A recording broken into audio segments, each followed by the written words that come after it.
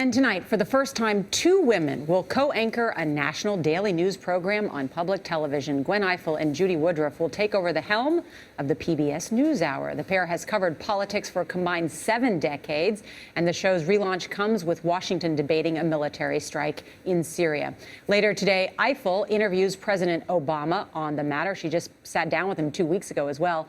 Well, I sat down with both of them to get their take on what's at stake in Syria. Charlie Rose has interviewed the president of Syria, Bashar al-Assad, who is accused of killing some 1,500 of his own people, and many of them children, more than 400 children.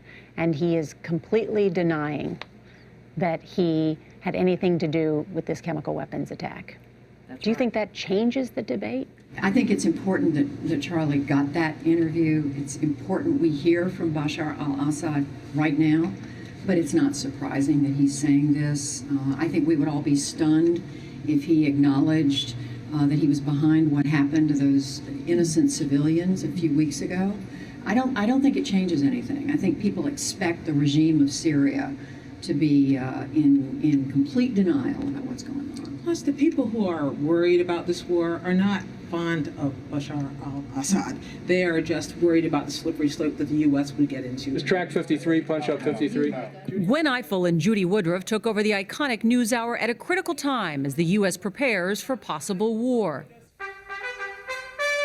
Two men, Jim Lehrer and Robert McNeil, created the program known for in-depth analysis and anchored it for most of its 40-year history.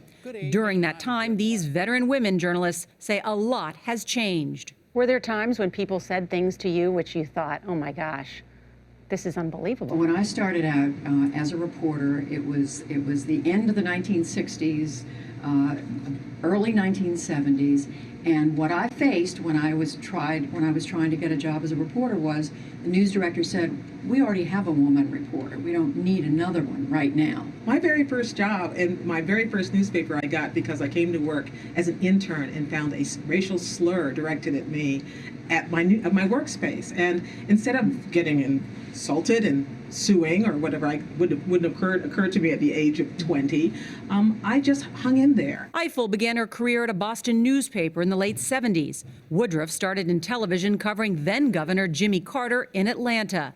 Judy? Both women have covered Congress, the White House, and between the two, moderated 3 vice presidential debates. We're kind of excited about it. It's our first time seeing it. Now they will be at the news desk together in this studio. In some ways, it's a much more traditional set, if you think about it, with the two of you sitting side by side. Well, most local newscasts are a man and a woman sitting together.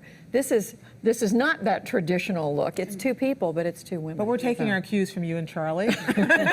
We figure whatever you and Charlie do, we're going to do the same thing. Oh, start on the 2 the way you've been doing it. Behind the scenes, they're taking cues from another woman, their boss, Linda Winslow, who's been the show's executive producer for 8 years. And I happen to know at network news, there are women who are in decision-making positions. So we've come a long way. But in those front row seats, the faces that people see of news, I think we've been slower to recognize that women can make decisions. Why is it important to have women in those front row seats? I think it's important that when people watch the news, that they see a newscast, that they see people who are bringing them the news, who are reporting the news, who look like them, who look like America.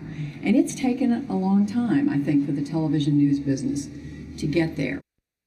These are 2 women who know. They've reported every story, anchored major conventions and questioned presidents, and it is going to be unusual to see 2 women sitting side by side. It's no question, Norah, that they have the chops. I admire them both so much, and what an interesting time that they're taking over today. Yes, I was teasing Gwen. I said, not a bad couple of weeks to start. They had the interview with the president 2 weeks ago. Yeah. Gwen's got another interview tonight as the president makes his case. You know, if I just left here, it'd be 2 women. Might be better anyway. So I can, when are you leaving? Take off if you need, guys. What do you say, Gail? Right this way, Mr. Moore. I got the message. No.